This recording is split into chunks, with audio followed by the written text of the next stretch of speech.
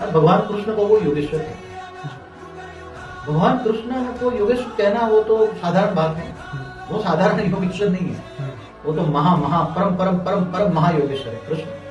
मगर कृष्ण के बारे में बता दूं, जो वो योगेश्वर वाले कुछ भी नहीं जानते, ना दुनिया वाले भी जानते हैं, क्योंकि जो कृष्ण है उसने जो गीता ज्ञान सुनाया, और जो गीता ज्ञान असली जो गीता ज्ञान है वो ज्ञान मुक्त तो लिया कृष्ण का अवतार, जो अवतार है ऑलमाइटी अथॉरिटी का अवतार।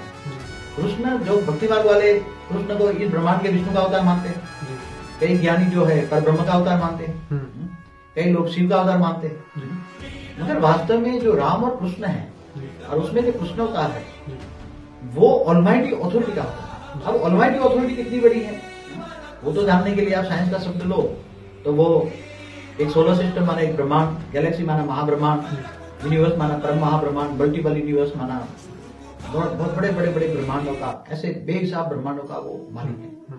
हिंदू शास्त्रों में तो लिख दिया अनंत कोटि ब्रह्मांड, मगर अनंत कोटि ब्रह्मांड क्या है, अनंत करोड़ों ब्रह्मांड क्या है।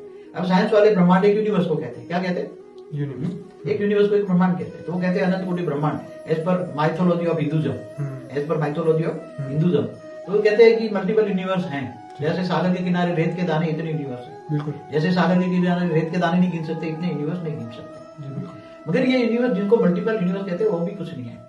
तो कृष्ण इतनी बड़ी हस्ती है, मगर एक्चुअली क्या हुआ, गीता ज्ञान भी लुप्त हो गया। क्या हुआ, जब गीता ज्ञान भगवान जो वेद व्यास जो बताते हैं उन्होंने लिखा, वेद व्यास ने गीता को लिखा और लिखवाया, गणेश जी से लिखवाया। भगवान वेद व्यास ने दिव्य दृष्टि से जब ज्ञान दिया तब वो ज्ञान उन्होंने दिव्य दृष्टि से सुना और अपनी आत्मा में रिकॉर्डिंग किया।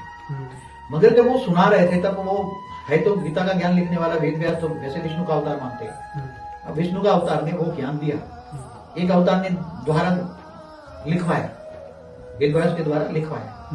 तो जब ज्ञान लिखवाया तो उसने अंदर जो रिकॉर्डिंग पड़ा था वो पूरा इमर्ज नहीं कर पाया, और जो शब्द जो पूरा ज्ञान दिया था अनंत कोटि ब्रह्मांडों से पूरा मल्टीपल यूनिवर्स का, मतलब बहुत बड़ा बेहद के बेहद का ज्ञान था। और बेहद के बेहद का ज्ञान जब लिखवाने गए बैठे तो महर्षि जो वेद व्यास को पूरा लिखो इमर्ज नहीं कर पाए, उनके पास शब्द भी नहीं लिख पाए, और जिन्होंने स्थूल शब्दों का प्रयोग करके लिखा, इसलिए सारा गीता ज्ञान थूल में हो गया। और उन्होंने आधा लिखवाया, फिर बाद में 5,000 सालों में लोगों ने जो पढ़ा तो एडिशन, गीता का वर्ड भी एडिशन और ऑल्टरेशन होते थे। इसलिए गीता का ज्ञान को समझना कोई साधारण बात नहीं है।